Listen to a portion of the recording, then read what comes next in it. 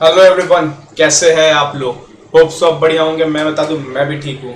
Sir, आज से हम इकोनॉमिक लॉ स्टार्ट करने वाले पेपर 6D, जो कि कहने को अच्छा स्कोरिंग है। ठीक है, तो आज सर इंट्रोडक्शन वीडियो है, क्या क्या पढ़ने वाले हैं, कैसा पेपर पैटर्न आता है, क्या क्या क्वेश्चंस पूछे जाते हैं, किस तरीके से क्वेश्चंस पूछे जाते हैं, किस कॉम्बिनेशन में क्वेश्चन पूछे जाते हैं। ठीक है, सब कुछ डिस्कस करेंगे हम लोग यहाँ पे। जो एक पूरा हम लोग बेस समझ लेंगे, कैसे क्या स्टार्ट करेंगे, कितने आप मान लो कितने एक्ट्स पढ़ने हैं आपको। ठीक है, एक एक चीज देखेंगे। चलो, इंट्रोडक्शन वीडियो यहां से स्टार्ट करते हैं। Sir, paper 6D, sir economic law. इसमें क्या 3 घंटे का पेपर होता नहीं, आपको मिलेंगे इसमें 4 घंटे। जितने क्वेश्चन है मैं सबको यहाँ पे कवर करूंगा, तो आप अच्छी से नोटबुक तैयार करना, कंसेप्ट क्लियर करेंगे, साथ में स्टडी मैटर रिवाइज करेंगे, हमारा डेडली कॉम्बिनेशन तैयार हो जाएगा और पेपर 6D के लिए हम रेडी हो जाएंगे। तो देखो sir, paper 6D economic law 4 hour, 4 घंटे का पेपर है। सर पेपर पैटर्न क्या होता है? सर पेपर पैटर्न इसका 25 मार्क्स के क्वेश्चन आते हैं। 25 मार्क्स के क्या होते हैं? क्वेश्चन आते हैं। ठीक है, टोटल नंबर ऑफ क्वेश्चन कितने रहेंगे? 5 क्वेश्चन रहेंगे total number of question.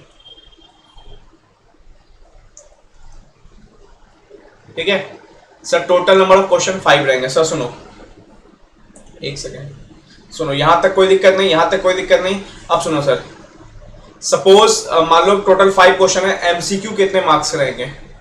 Sir 10 marks के एमसीक्यू रहेंगे पर क्वेश्चन में, एंड 15 मार्क्स क्या रहेगा? डिस्क्रिप्टिव रहेगा। तो कहने को मैं बोलूं, इंटू आपको टोटल 4 क्वेश्चन अटेम्प्ट करने हैं, क्योंकि 25 इंटू 4 400 मार्क्स का पेपर। तो टोटल मैं बोलूं 40 मार्क्स के एमसीक्यू रहेंगे, और मैं बोलूं तो आपको 60 मार्क्स का क्या रहेगा? डिस्क्रिप्टिव रहेगा। तो इक्वल टू 4:6 का रेशियो है। डिस्क्रिप्टिव भी ठीक है और एमसीक्यू भी अच्छे खासे कवर है। तो दोस्त, अगर तुमने 30 मार्क्स भी एमसीक्यू में उठा लिए ना, तो पेपर आपका एग्जाम होने से कोई नहीं रोक सकता, गारंटीड है। 30 मार्क्स तो आपको एमसीक्यू में आने ही आने चाहिए। ठीक है, अब सुनो सर, पेपर क्वेश्चन आता कैसे, ये सब हम डिटेल में एक एक चैप्टर उठा के एक एक चैप्टर को तोड़ेंगे हम। ठीक है सर, पेपर में क्वेश्चन कैसे आते सुनो, क्योंकि एक आइडिया हो जाएगा ना, तो आपको समझ आएगा क्वेश्चन किस वे में रहेंगे। Sir suppose question number 1, 2, 3, 4, 5, total इतने क्वेश्चन आएंगे। क्वेश्चन लेंदी होगा, पूरा केस सिनेरियो टाइप होगा। टोटल 30 से 31 पेज में क्वेश्चन ड्राफ्ट होता है। पर क्वेश्चन का पेज का लेंथ आपको 6 पेज का होगा। टोटल लंबा चौड़ा ड्राफ्टिंग चलेगा। ठीक है सर, दिखा दो कैसे होगा। मैं दिखा देता हूं क्वेश्चन आपको एक बार। देखो क्वेश्चन हमारा इसी वे में होगा, सुनो।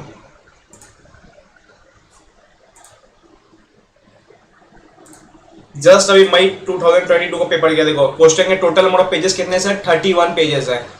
केस स्टडी 1 देखो, 1, 2, 3, ये आ गया एमसीक्यू चल रहा है 4, ये 5, ये 6।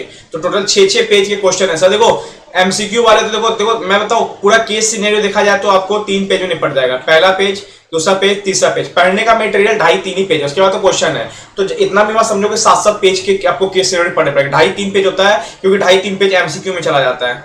सपोज आप केस स्टडी सेकंड देख लो, फर्स्ट पेज उसको तो छोड़ ही दो, second page, third page, 3 page तक का केस सिनेरियो रहता है। तो 3 page is not tough task. यहाँ भी क्या है, 1 पेज, देखो यहाँ पे तो यही खत्म हो गया, शुरू होते ही खत्म हो गया। ठीक है, तो इतने बड़े केस सिनेरियोस नहीं आते हैं। एमसीक्यूज थोड़े बड़े बड़े होते हैं कि ऑब्जेक्टिव लेते थे, पेज लंबा कर देता है, 32 पेज चला जाता है। तो 32 पेज सोच के ये मत समझना कि पेपर बहुत लेंदी होता है, नहीं, पेपर तो ठीक ठाक होता है, कुछ एमसीक्यू के पेजेस जाते हैं। ठीक है, तो सपोज आपके 5 क्वेश्चन एग्जाम में आएंगे। ठीक है, अब इसमें आपको करना क्या है, आपको अपना टॉप 4 क्वेश्चंस करने हैं।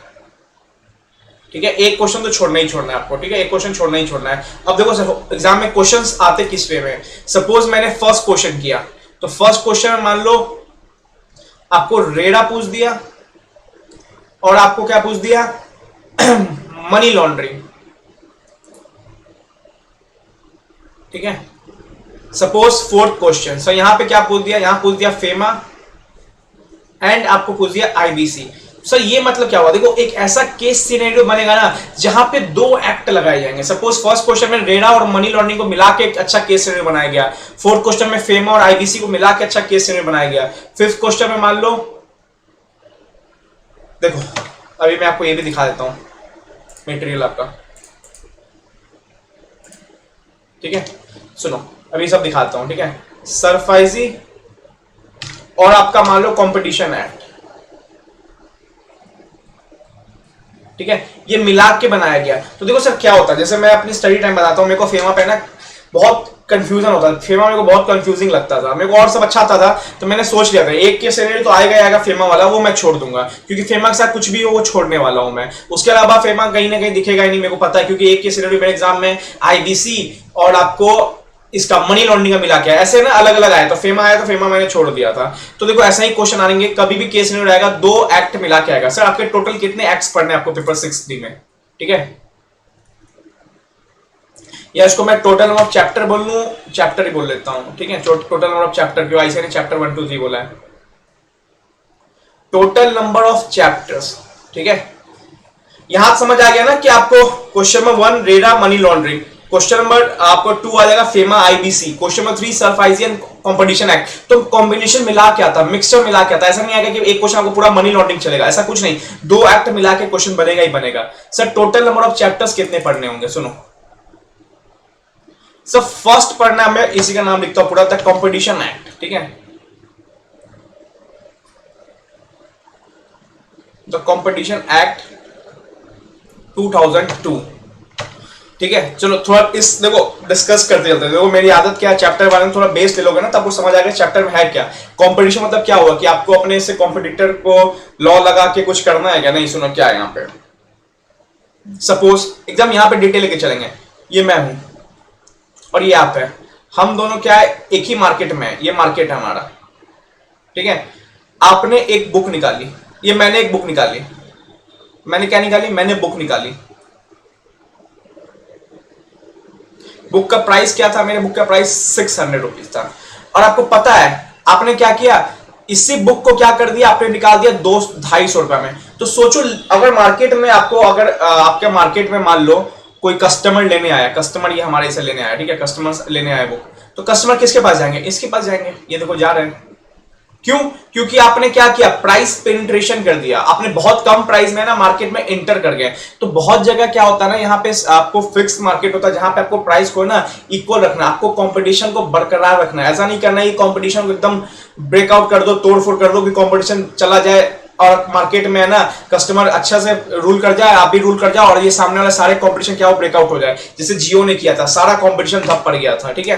तो कंपटीशन एक्ट वही लाया गया कि मार्केट में ना कंपटीशन को मेंटेन करने के लिए, कंपटीशन को बचाने के लिए। देखो मैं एक एक चीज को थोड़ा ना डिटेल में भी जाऊंगा, फर्स्ट वीडियो है, ठीक है। व्हाट इज द कंपटीशन, देखो द फ्रेमवर्क डिजाइन, अभी इतना मत समझना। नीड ऑफ कंपटीशन क्या है, सुनो, to buy in the cheapest market which can on find, sell in the dearest market which can find। देखो सुनो सुनो आराम से समझाता हूं, रुको, ठीक है, एक सेकंड यहां पे ना आपको मिलेगा, रुक जाओ। देखो to prevent practices having adverse effect on competition, इसके 250 रुपए के बुक करने से क्या हो गया, एडवर्स इफेक्ट आ गया, ठीक है। अभी एक एक चीज समझाऊंगा, ठीक है, अभी बस मैं आपको इतना इजी वर्ड दिखाना चाह रहा हूं आपको समझ आ जाए थोड़ा, ठीक है। और क्या हुआ, to promote and sustain competition in market, ये कंपटीशन क्यों लाया गया, इसके चीज है कि एडवर्स इफेक्ट को बचाने के लिए, प्रिवेंट करने के लिए क्या कंपटीशन। तो मान लो 2 शूज की दुकान खुली, अब क्वालिटी देखो, अब हाँ बात क्वालिटी की आती है। अब सर मान लो ये क्वालिटी दे रहा है बहुत अच्छा, ये क्वालिटी दे रहा है बहुत घटिया, तो हाँ ठीक है फिर जा रहा है कोई बात नहीं, फिर क्वालिटी डिग्रेड हो रहा है। बट सेम क्वालिटी में अगर ये 250 में बेच रहा है तो कहीं ना कहीं कंपटीशन को तोड़ने की कोशिश की जा रही है, जबरदस्ती इसका कॉम्पिटिटर क्या कर रहा है, कंपटीशन तोड़ने की कोशिश कर रहा है और मार्केट ठप कराना चाह रहा है, ठीक है, भले ही लॉस में क्यों ना चला जाए। तो ये सब बचाने के लिए ना कंपटीशन एक्ट आता है। आगे पढ़ोगे 2 कंपनी एक दूसरे में एमएलएमेंट होती है ना, तो बहुत लोगों से परमिशन लेना पड़ता है। यहाँ पे आपको सीसीआई आएगा, ठीक है, बहुत सारे लोग आएंगे यहाँ पे, सीसीआई आएंगे। देखो अभी यहाँ पे आपको देखो पहला चैप्टर प्रिलिमिनरी आएगा, इसके अंदर क्या क्या है वो बातें बताई जाएंगी, डेफिनेशंस है, कैसे एक्वायर किया जाता है, एग्रीमेंट, इसमें एग्रीमेंट का डेफिनेशन इसमें इंपॉर्टेंट है। तो बस इतना समझ लो, कंपटीशन के अंदर आते आते हैं ना कार्टेल्स बनते हैं। कार्टेल्स क्या होते हैं, जब दोनों कॉम्पिटिटर बोलेंगे, एक दूसरे से हाथ मिलाने लगेंगे, बोलेंगे चल छोड़ कंपटीशन छोड़, हम दोनों मिलकर कार्टेल बनाते हैं, एक इंडिविजुअल नाम पे बिजनेस चलाते हैं। तो कंपटीशन एक्ट में बस यही है कि मान लो 2 दुकानदार ने ना एक ही एरिया में बिजनेस खोला, एक शूज की बिजनेस खोला, दूसरा भी शूज की बिजनेस खोला, दोनों क्वालिटी इक्वल है, एक कर रहा है 500 रुपए, एक 250 रुपए। सोचो लोग किसके पास जाएंगे, लोग 250 रुपए जाएंगे, 500 पास कभी नहीं जाएंगे। जब सेम चीज मिल रहा है तो लोग 250 रुपए वाले के पास जाएंगे ना। तो इसी कंपटीशन को बचाने के लिए ना कंपटीशन एक्ट लाया गया। इसी कंपटीशन को बचाने क्या लाया गया, कंपटीशन एक्ट लाया गया कि इसको प्रिवेंट करेगा, कंपटीशन को हमेशा क्या रखेगा, इफेक्टिव रखेगा, कोई भी कंपटीशन डिग्रेड नहीं होगा, हमेशा क्या होगा, कंपटीशन बरकरार रहेगा मार्केट में। इससे क्या होगा, सबको फायदा होगा, सेलर को भी होगा और बायर को भी फायदा होगा ही होगा। ठीक है, तो कंपटीशन एक्ट में यही पढ़ना है और भी बहुत कुछ है अंदर, बहुत कुछ है अंदर, बस बेस समझा रहा हूं मैं आपको। ठीक है सर, वेटेज क्या है मार्क्स का? देखो मार्क्स का कोई वेटेज नहीं है दोस्त, मैंने क्या बोला, 2 एक्ट मिला के आएगा, 25 मार्क्स का क्वेश्चन है, हो सके 13 आए या 12 आए, नेक्स्ट एक्ट में हो सके आईबीसी रेडा आ जाए, तो कोई ऐसा मार्क्स का वेटेज नहीं है, कोई मार्क्स फिक्स है कि हाँ कंपटीशन एक्ट से 5 से 10 मार्क्स का जाएगा, सब इक्वल है। अब देखो मैं क्या बोल रहा हूँ, सब पढ़ना सब है, 7 एक्ट है, 7 चैप्टर से पढ़ना सब है, तो कंपटीशन एक्ट देख लिया हमने, कोई मार्क्स का वेटेज नहीं होता इसमें ऐसा। सेकंड सुनो सर, सेकंड क्या है सुनो सर, सेकंड हमारा हुआ real estate regulation and development act. क्या है सर, ये नया नया एक्ट आया था, real estate regulation and development act. ठीक है 2016। ठीक है, इसमें क्या था सर, इसमें क्या होता है सर, देखो ये हुआ हमारा प्रोमोटर, सब नाउ हु इज प्रोमोटर, वो कंपनी बनाने वाला नहीं, यहाँ पे ये बिल्डिंग बनाने वाला या मान लो बिल्डिंग सेल परचेस करने वाला। ठीक है, ये हुए हम लोग, जो हम लोग घर खरीदने आए नोएडा में। ठीक है, तो अभी घर क्या चल रहा है, प्रोमोटर ने घर बनाया और घर चल रहा है, कंस्ट्रक्शन चल रहा है घर का। ठीक है, तो ये हम लोग है, हम लोग ने बोला कि सर हमें ना इस नोएडा के सेक्टर नंबर 62 में ना प्लॉट ये चाहिए, हमें फ्लैट चाहिए, तो इसने बोला कोई बात नहीं आप डिपॉजिट कर दो अमाउंट। तो हमने बोला सर कितना डिपॉजिट करना है, इसने बोला 20% कर दो डिपॉजिट। तो हमने 20% करेंगे, बिल्कुल नहीं सर, एक फिक्स मान लो इसने बोला 20 नहीं 50% डिपॉजिट अमाउंट करना पड़ेगा, 1 करोड़ का फ्लैट है तो 50 लाख आपको भी देना पड़ेगा। क्या ऐसा है? बिल्कुल नहीं सर, इसके रिगार्डिंग ही बनाए real estate and regulation and development act. इस पहले क्या होता ना, प्रमोटर्स के ना तानाशाही चलती थी, प्रमोटर्स कुछ भी बोलते थे, आगे जाके कुछ फ्रॉड भी होता था, प्रमोटर्स बच जाते थे। इसी सब के लिए real estate regulation and development act लाया गया। इसमें रियल एस्टेट से बिल्डिंग का खेल है। यहाँ पे कब किसको रजिस्ट्रेशन लेना है, रेरा का रजिस्ट्रेशन लेना होता है, कब किसको लेना है रजिस्ट्रेशन सर, इसमें आता है आपको प्रोमोटर्स का रेगुलेशन आता है, प्रोमोटर कितना अमाउंट ले सकता है, डिपॉजिट अमाउंट ले सकता है। अगर प्रोमोटर ने टाइम पे बिल्डिंग नहीं बनाया तो वो डिपॉजिट अमाउंट उसको देना पड़ेगा, विद इंटरेस्ट देना पड़ेगा। साथ साथ अगर इसने पेमेंट नहीं किया प्रोमोटर को तो भैया इसको भी इंटरेस्ट के साथ देना पड़ेगा। ये सब है। अगर मान लो प्रोमोटर ने कोई एजेंट को एक्वायर किया कि भाई मेरा है ना ये बिल्डिंग बेचवा दो, तो इस एजेंट को भी रेरा में रजिस्ट्रेशन लेना पड़ेगा। रजिस्ट्रेशन किसको नहीं लेना पड़ेगा, मतलब एग्जेम्पशन फ्रॉम रजिस्ट्रेशन। अगर वो 8 प्लॉट 10 प्लॉट 12 प्लॉट ऐसा कुछ है, अभी समझाऊंगा, कुछ नहीं, सब आराम से क्लासेस में है। अगर उतना प्लॉट अगर बनाया, अगर उतना प्लॉट सेल कर रहा है तो वहां पे रेरा का रजिस्ट्रेशन नहीं लेना पड़ता है। एक मैं चैप्टर का ओवरव्यू भी करवा दूंगा आपको थोड़ा, ठीक है। देखो यहां से नहीं है, देखो promoters are required to make application for registration. Promoters को रजिस्ट्रेशन करना पड़ेगा अपने हर प्रोजेक्ट के बारे में। कब रजिस्ट्रेशन नहीं करना पड़ेगा वो भी देखेंगे। क्या इसमें सिर्फ रेसिडेंशियल प्रॉपर्टी आती नहीं, दोनों आएगी, रेसिडेंस एंड कॉमर्शियल। अगर ऑफिस के लिए है तो वो भी बिकेगा, तो वो भी रेरा में ऑथराइज होगा, और रेसिडेंस है तो वो भी रेरा में ऑथराइज होगा, ठीक है सर। यहाँ पे 3 पार्टीज होंगे आपको, प्रमोटर्स, अलॉटी हम लोग जैसे जो घर खरीदने जा रहे हैं, और रियल एस्टेट एजेंट, ठीक है। यहाँ पे बहुत सारे पॉइंट, देखो इसी पॉइंट में तो सारा ऑब्जेक्टिव घूमता है। ये जो 50-60 पॉइंट है ना, यहीं पे सारा ऑब्जेक्टिव घूमेगा। मैं इसको एक जगह करके आपको दूंगा, एक एक चीज डिस्कस करेंगे, ठीक है। कितने दिन में घर को अलॉट करना है, स्कोप ऑफ रेरा क्या है, ऊपर वाले पॉइंट को नीचे किया, बेनिफिट ऑफ रेरा क्या है। तो RERA is applicable to all ongoing project and customer looking at purchase and apartment is an ongoing project. So full protection, यहाँ पे फुल प्रोटेक्शन मिलता है कि कल लोग अगर प्रमोटर ने घर नहीं बना के दिया तो जो भी डिपॉजिट मनी था वो वापस हो जाएगा उसको, ठीक है। कॉन्फिडेंस ऑफ द बायर, जो घर खरीदता है उसका कॉन्फिडेंस क्या होता है, बूस्ट होता है। प्रोमोटर शैल बी पेनलाइज, जो प्रोमोटर घर बना रहा है या घर के लिए सेल कर रहा है वो पेनलाइज होगा फॉल्स रिप्रेजेंटेशन किया तो। एडवर्टाइजमेंट में क्या क्या कैसे एडवर्टाइजमेंट कर सकते हैं, जैसे नहीं होता घर बना दिया, जैसे आप देखते होगे, आप नोएडा साइड से गुजरोगे, बहुत सारे यहाँ पे ना आपको रियल एस्टेट अथॉरिटी वाले हैं, वहाँ पे बहुत सारे एडवर्टाइजमेंट मिलेंगे आपको, होर्डिंग्स मिलेंगे, बहुत सारी चीज मिलेंगे। तो एडवर्टाइजमेंट में क्या रेगुलेशन है, किस किस मोड में एडवर्टाइजमेंट होता है, तो ये सब बिल्डिंग से लेकर रिलेटेड है, ठीक है। चलो सर थर्ड क्या था, इंसॉल्वेंसी एंड बैंक। ये तो भाई छोड़ो, इसके बारे में बात ही नहीं करना अभी। अगर आपने पेपर 4 पढ़ा ही होगा, कैसे नहीं पढ़ा भाई, इस चैप्टर को तो मेरे को लगता है कोई छोड़ता होगा, ठीक है। इंसॉल्वेंसी एंड बैंक्रप्सी कोड 2016, ठीक है, सॉरी 2016।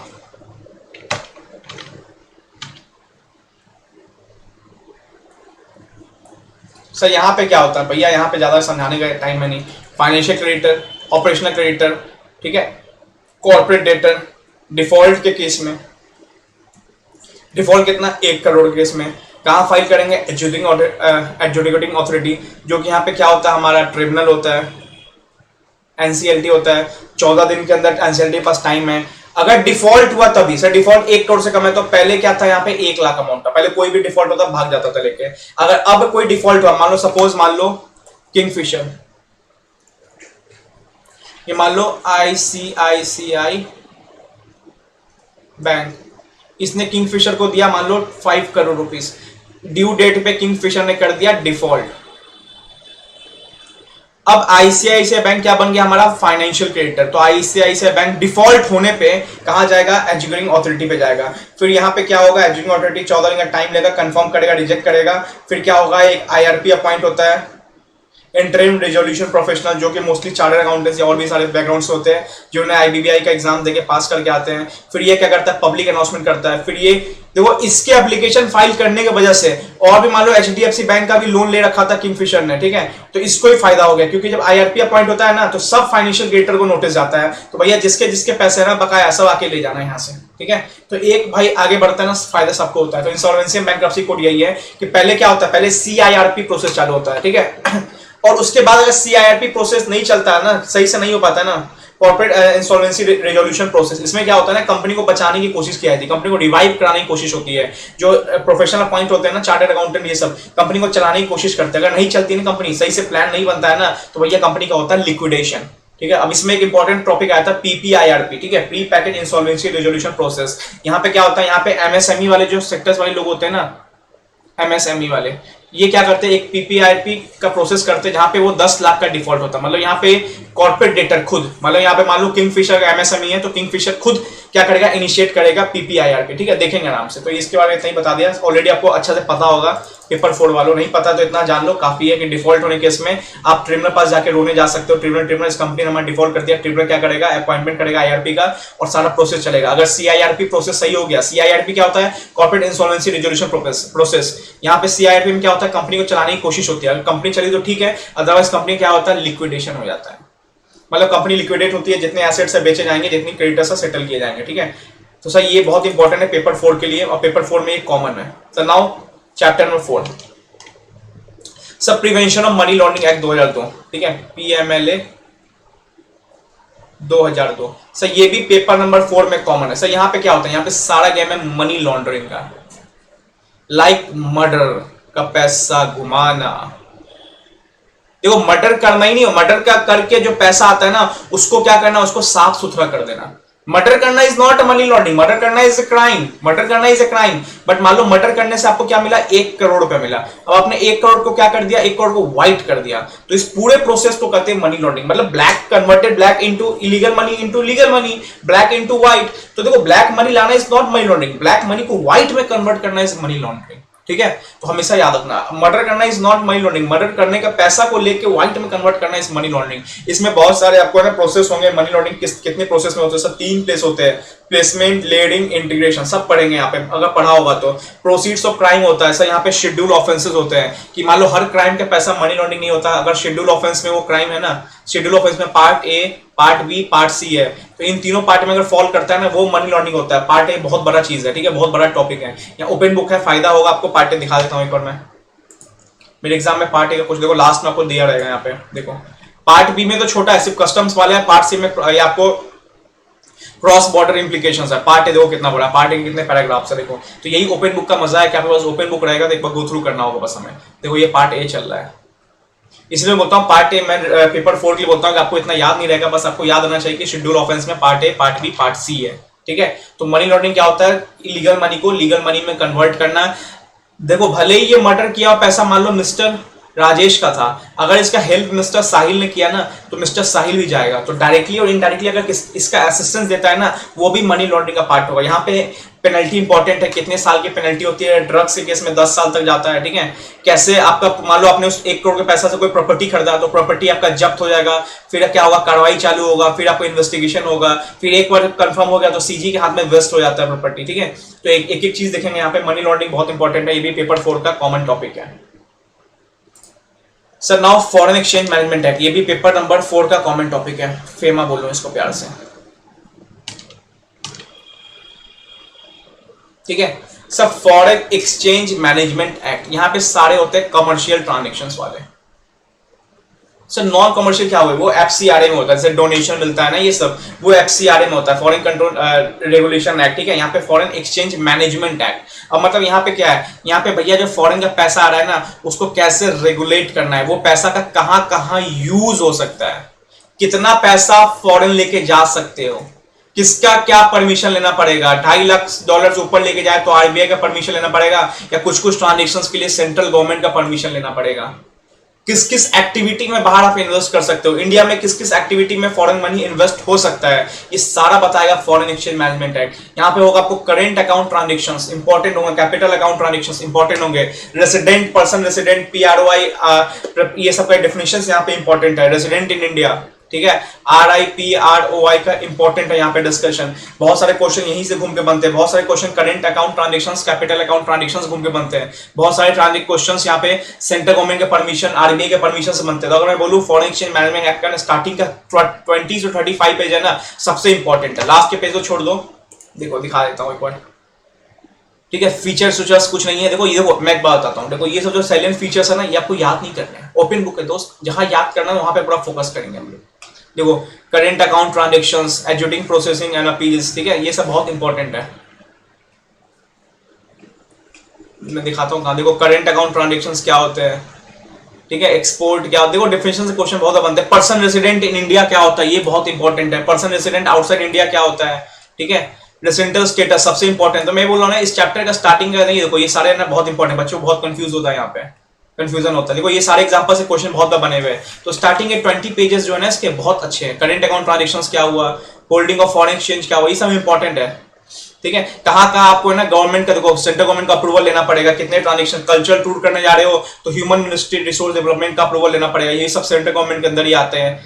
अगर आप remittance of freight of vessel chartered by PSU करते हो तो मिनिस्ट्री ऑफ सरफेस ट्रांसपोर्ट का अप्रूवल लेना पड़ेगा। ठीक है, गिफ्ट और डोनेशन कर रहे हो तो इसके लिए किसका अप्रूवल लेना पड़ेगा, आरबीआई, यहाँ पे आरबीआई आता है, $2.5 लाख से सॉरी $2.5 लाख से ऊपर जाना है तो आरबीआई का अप्रूवल लेना पड़ेगा, प्रायर अप्रूवल ऑफ आरबीआई। तो एक एक चीज देखेंगे फॉरेन एक्सचेंज मैनेजमेंट एक्ट में। ठीक है, ये भी इंपॉर्टेंट है पेपर नंबर 4 में। तो मैं बोलूं पीएमएलए, आईबीसी, फेमा, ये सब पेपर नंबर 4 का है। ठीक है, नाउ प्रोविजन ऑफ बेनामी property transaction act 1998।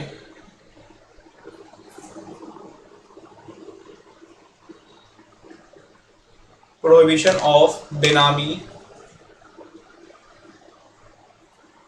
Property transactions act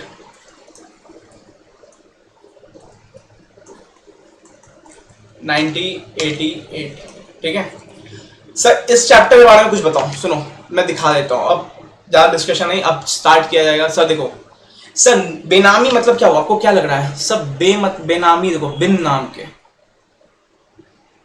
या मान लो जिसके नाम पे प्रॉपर्टी ना वो एग्जिस्ट ही नहीं कर रहा, वो फिक्टिशियस पर्सन है, ऐसे ऐसे प्रॉपर्टी है। मान लो कि ये आप हो, ये आपके घर में ना काम करते रामू काका, आपने एक प्रॉपर्टी लिया, रामू काका के नाम पे पैसा जमा किया, प्रॉपर्टी रामू काका के नाम पे, जबकि रामू काका के साइन भी नहीं पता रामू काका ने साइन कब किया, तो ये सारे इन ट्रांजेक्शन है ना बेनामी प्रॉपर्टी कहलाते हैं। या मान लो ऐसे पैसा है ना जो क्योंकि सोर्स आइडेंटिफाई नहीं हो रहा है, इसका पैसा आया कहां से, आपने प्रॉपर्टी खरीदा हुआ है, ये सब बेनामी प्रॉपर्टी होते हैं। या मान लो जिसके नाम पे प्रॉपर्टी है ना, ये रामू काका एग्जिस्ट ही नहीं कर रहे हैं, ये सब बेनामी प्रॉपर्टी है। तो इसमें देखो छोटा चैप्टर, देखो 52 पेज का चैप्टर है, लास्ट के 15-20 पेज तो आपको एजुकेशन होता है, ये तो हर चैप्टर में कॉमन होता है। देखो मिसलेनियस प्रोविजन सेक्शन, देखो सर्टेन नल एंड वॉइड, देखो गवर्नमेंट एग्जाम्पशन, ये सब है ना मिसलेनियस प्रोविजन हर चैप्टर मिलेंगे, कंपनी को पेनल्टी क्या होगी हर चैप्टर देखना मिलेंगे। मेन इसमें क्या है, देखो बहुत छोटा चैप्टर है, 30-40 पेज का चैप्टर है, दिखाता हूं सुनो। ठीक है, देखो mister X a non resident Indian purchase a flat for 50 lakh in the joint name of his brother mister Y and himself from his NRE account. देखो यहाँ सब कुछ ठीक है, देखो मैं दिखाता हूँ बेनामी कहाँ होगा। देखो mister X a non resident Indian purchase a flat for 50 lakh in the joint name of his brother and himself made and made payment from some unknown source. उसने जो पेमेंट किया ना अननोन सोर्स है, पता ही नहीं सोर्स किधर है, तो भैया ये बेनामी होता है। और क्या बेनामी होता है, मिस्टर एक्स ए रेसिडेंट है holding property which is registered in the name of some unknown person, भैया प्रॉपर्टी किसी और के नाम पे। तो बेनामी में क्या होता है, प्रॉपर्टी किसी और के नाम पे, प्रॉपर्टी का पैसा कहीं और से आ रहा है, ये सब है ना बिन नाम की प्रॉपर्टी है। मान लो प्रॉपर्टी का एग्जिस्टेंस ही गलत है, तो ये सब बेनामी प्रॉपर्टी होता है। तो क्या हमें ये सिखाया जाएगा बेनामी प्रॉपर्टी कौन होता है, नहीं, हमें बताएंगे इससे बचना कैसे, प्रोहिबिशन। या कहाँ का बेनामी प्रॉपर्टी मना है, ठीक है। चलो कोई दिक्कत नहीं यहाँ तक। और ये आपको सरफाइजी नया ऐड हुआ है, ठीक है, इसके अंदर कुछ ज्यादा खास है नहीं। ये आपने पेपर नंबर 4 वो पेपर नंबर 4 में ही पढ़ा होगा। इसका तो मेरे को नाम ही बोलने में सबसे ज्यादा टाइम लगेगा आपको, ठीक है। The securitisation and reconstruction of financial asset and information of security interest act 2002। तो सरफाइजी ही बोलो आराम से, ठीक है। ये हमारा अपने सीक्वेंस में सबसे लास्ट में चलेगा। ये यहाँ पे सारा गेम फाइनेंशियल इंस्ट्रूमेंट्स को लेके सब कुछ है, कैसे डेट्स रिकवर किया जाएंगे, डेट रिकवर करने के लिए एआरसी आता है, एसेट रिकंस्ट्रक्शन कंपनी आती है, कैसे उसमें रजिस्ट्रेशन करना है, ठीक है। फाइनेंस ये को सारा गेम है फाइनेंशियल इंस्टीट्यूशन वाला ही है। तो यहाँ पे इसको आराम से इसको डील करेंगे। सिक्योरिटी इंटरेस्ट देखो, इसमें मैं एक मेन चीज देखो, अभी आपको समझ, अगर आपने पेपर 4 पढ़ा होगा ना, आपके टाइम में था तो पढ़ लिया होगा, क्योंकि मैंने जब ये पेपर नंबर 4 पढ़ा, मैं को यकीन नहीं बताता हूँ, मैंने चैप्टर पढ़ा और 3 दिन बाद मेरे एक सीनियर का मैसेज आया कि भाई है ना सरफाइजी हट चुका है। मैं बोला भाई तुम 3 दिन पहले मैसेज करते, बोलता भाई आज ही हटा है सरफाइजी, आज ही हटा है। मैं बोला चलो यार हट गया तो अच्छी बात है। ये को मेरे को इतना ये टफ लगता नहीं था, ठीक है। इसमें यार कुछ है नहीं, एसेट रिकंस्ट्रक्शन कंपनी के रिगार्डिंग है, 5-6 पेज घुमा जाएगा इसमें कि कैसे एक बार आपको वो क्या कहते हैं, आपको उसका पैसा नहीं मिला तो आप उसको एसेट रिकंस्ट्रक्शन कंपनी को भेज दो, वो रिकवर करके देगा। तो ये सबको चेक करना पड़ता है कि क्वालिफाइड बाय से एनपीए नहीं होता, नॉन प्रॉफिट ऑर्गेनाइजेशन करके, non performing assets, non performing organisation बोला, एनपीओ बोलना, सॉरी, नॉन परफॉर्मिंग एसेट्स, इसके रिगार्डिंग यहाँ पे, ठीक है। एक बार आपने भेज दिया एआरसी को तो एआरसी उसको मैनेज, देखो एआरसी के रिगार्डिंग सारा चीज चल रहा है यहाँ पे, ठीक है। इसको आराम से डिटेल करेंगे। चलो तो अभी तक इतना समझ लो, इतने चैप्टर्स ये है। हमारा सीक्वेंस क्या रहेगा वो आराम से मैं स्टार्ट करेंगे। हमारा सीक्वेंस सबसे पहले मैं सोचूंगा रियल एस्टेट उठाने का, ठीक है। फर्स्ट चैप्टर में उठाने का सोचूंगा real estate regulation and development act 2016, जो कि हमारा ये रहेगा, ठीक है। इसके बाद छोटे छोटे चैप्टर्स, देखो पेपर नंबर 4 वाले चैप्टर्स मैं लास्ट में उठाऊंगा, क्योंकि कहीं ना कहीं पेपर नंबर 4 पढ़ा हुआ है आपका, तो न्यू चैप्टर से थोड़ा इंटरेस्ट बढ़ाऊंगा। रियल एस्टेट यहाँ स्टार्ट करेंगे। सेकंड हमारा रहेगा ये प्रोविजन ऑफ बेनामी प्रॉपर्टी एक्ट रहेगा, और थर्ड हमारा रहेगा कंपटीशन एक्ट, ठीक है। तो ये सारे चैप्टर्स स्टार्ट करेंगे, सीक्वेंस यही रहेगा हमारा। अभी आप ये सब नोट कर लो, मैंने आपको एक ब्रीफ बता दिया, ठीक है। चलो इसको क्लासेस को स्टार्ट करते हैं। सर देखो जो भी ये वीडियो मैं अभी यूट्यूब पे डालने वाला हूँ, क्लासेस अवेलेबल हो जाएगी आपके पास सर 1 जुलाई से, ठीक है, क्योंकि फुल जून में ये रिकॉर्डिंग चलेगी। सर इसमें होगा क्या क्या, देखो सर इसमें क्या क्या होगा, सुनो। पहले तो मैं पूरा कंसेप्ट पे ध्यान दूंगा, फुल कंसेप्ट पे ध्यान दिया जाएगा, ठीक है। स्टडी में थोड़ा साइड रखेंगे, फुल कंसेप्ट पे ध्यान देंगे अपन, कि इतना कंसेप्ट अच्छे से कर सकते हैं। अब जहां जहां सैलेंट फीचर्स हो गया, पावर्स हो गया, वहां पे क्या कंसेप्ट, कुछ नहीं, पूरा कंसेप्ट जो होता है ना चैप्टर का पूरा अच्छे से समझेंगे, वहां पे एक एक चीज समझेंगे अच्छे से, लिखवा के प्रैक्टिस करेंगे, आपके पास नोट्स बने रहेंगे अच्छे से। सर उसके बाद क्या करेंगे, चैप्टर कंप्लीट होने बाद ना स्टडी मैट पूरा रिवाइज करेंगे हम। इससे क्या होगा ना, आपको ना पूरा आइडिया हो जाएगा कौन टॉपिक कहां पे। आपको पेपर नंबर 6D में आपके पास ओपन बुक रहेगा, तो concept plus study mat, sir deadly combination, सबसे बेस्ट कॉम्बिनेशन इसके लिए, क्योंकि एमसीक्यू कंसेप्ट से ही टैकल होंगे, जो कि 40% एमसीक्यू आने वाले हैं। सर हमारे रिसोर्स क्या क्या रहेंगे, मैं इस क्लास में क्या क्या अवेलेबल करवा के दूंगा। देखो मैं आपको हार्ड कॉपी में केस स्टडी डाइजेस्ट, ठीक है, फिर इसके वन लाइनर, कि आपको लास्ट में आइडिया हो जाए कहां से क्वेश्चन, कौन सा केस स्टडी डाइजेस्ट आया, एक वन लाइनर बना के दूंगा। मैं आपको इंडेक्स करके दूंगा, ठीक है, इंडेक्स करके दूंगा। सो और क्या, स्टडी मैट आपके पास है ही, मैं स्टडी में ज्यादा फोकस करूंगा, क्योंकि आपके स्टडी मैट ऑब्वियस ही बात है रहेगा ही रहेगा। तो हमारे रिसोर्स करेंगे, जो मैं आपको अवेलेबल करवाऊंगा, case study digest, one liner, और जो भी पास्ट एमटीपी या पास्ट ईयर के पेपर है ना, सबको कंपाइल करके मैं आपको एक बुक दूंगा जिसपे वन लाइनर रहेगा, कि आपको बस आइडिया होगा कि कौन सा क्वेश्चन कहां पे, वन लाइनर सबको दिमाग में आ जाएगा सब कुछ। सर इंडेक्स रहेगा, और मैं आपको दूंगा सर समरी बुक, ठीक है, समरी बुक दूंगा मैं आपको। ये तीनों रिसोर्सेज आपको इसमें पेपर नंबर 6D में मिलेंगे सर, फुल मिलेंगे आपको, हार्ड कॉपी में मिलेगा। सर नाउ सर क्लासेस की प्राइस क्या रहेगी, सर ये सबसे इंपॉर्टेंट होता है। सर यहां तक तो हमने देख लिया, अगर जहां तक देख लिया वहां तक आप समझ आ गए सर क्लासेस की प्राइस क्या होगी। सर क्लासेस प्राइस क्या 6999 होगी, नहीं भाई इतना मैं नहीं रखता क्लासेस की प्राइस अपनी।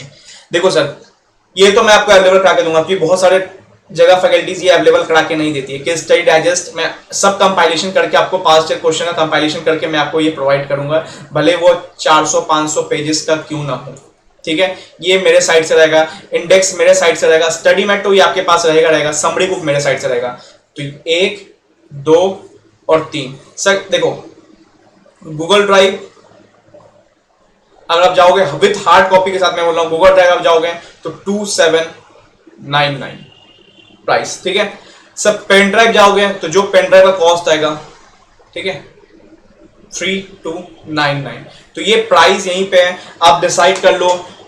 प्री बुकिंग मैं स्टार्ट कर दूंगा, ठीक है। सर कितने घंटे की लेक्चर्स होगी? सर देखो इसको मैं कितना, देखो मैं स्टडी मैट भी साथ करूंगा, मैं कंसेप्ट भी साथ करूंगा, मतलब पहले चैप्टर्स क्लियर करूंगा, फिर स्टडी मैट भी रिवाइज कराऊंगा। तो सर देखो टोटल 7 चैप्टर्स है, ठीक है, अच्छे से करेंगे इसको। तो मैं ये नहीं बोलूंगा आपको कि 40 घंटे में आपको उड़ा दूंगा, ठीक है। सर ये कहीं ना कहीं रेंज करेगा 70 टू लेकर 90 आवर्स के बीच में, ठीक है। और आप आराम से इसको 1 मंथ से अंदर खत्म करके आराम से रख सकते हो विद कंसेप्ट। अगर आपका पेपर नंबर 4 हो चुका होगा तो आपका और भी स्पीड में हो जाएगा ये, ठीक है, क्योंकि 2-3 चैप्टर में आपको बस रिवाइज करना होगा। तो 70 टू 90 आवर्स में आपको हो जाएगा।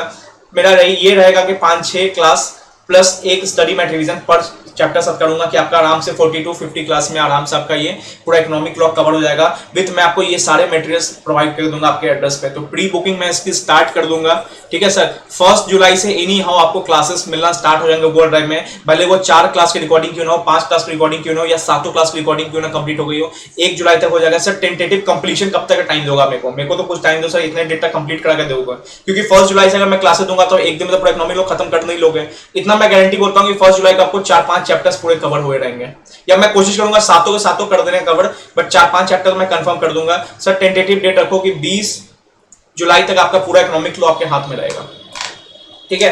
तो अभी से 50 दिन मेरे को दो, 50 दिन में मैं रिकॉर्डिंग स्टार्ट कर दूंगा। 1 जुलाई से क्लासेस अवेलेबल हो जाएगी आपकी। तो सर अभी कोई फीस आपको नहीं पे करना, अभी कोई फीस नहीं पे करना, एक गूगल फॉर्म रहेगा बस उसको आपको फिल करना sir. If you are interested तो सर देखो मैंने अभी पेपर नंबर 4 के लिए जी जान लगा दी आपके लिए, ठीक है। तो पेपर ग्रुप 2 में मेरे पास कुछ मिस हो रहा था, ये पेपर नंबर 6 थी, यहाँ पे मैं अपनी प्रिपरेशन ही कर रहा था कैसे क्या स्टार्ट करना है। तो नाउ ग्रुप 2 में भी हम 6D लेके आ चुके हैं सर।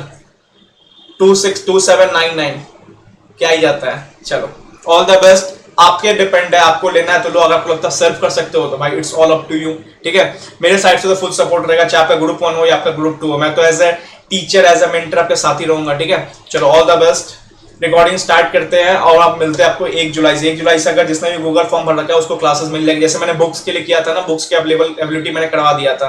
तो सर देखो आप श्योर हो तभी गूगल फॉर्म भरना, क्योंकि गूगल फॉर्म के हिसाब से ही हम उसी हिसाब से इंक्रिप्शन एंड उसी हिसाब से आगे प्रोवाइड करेंगे, ठीक है। चलो ऑल द बेस्ट।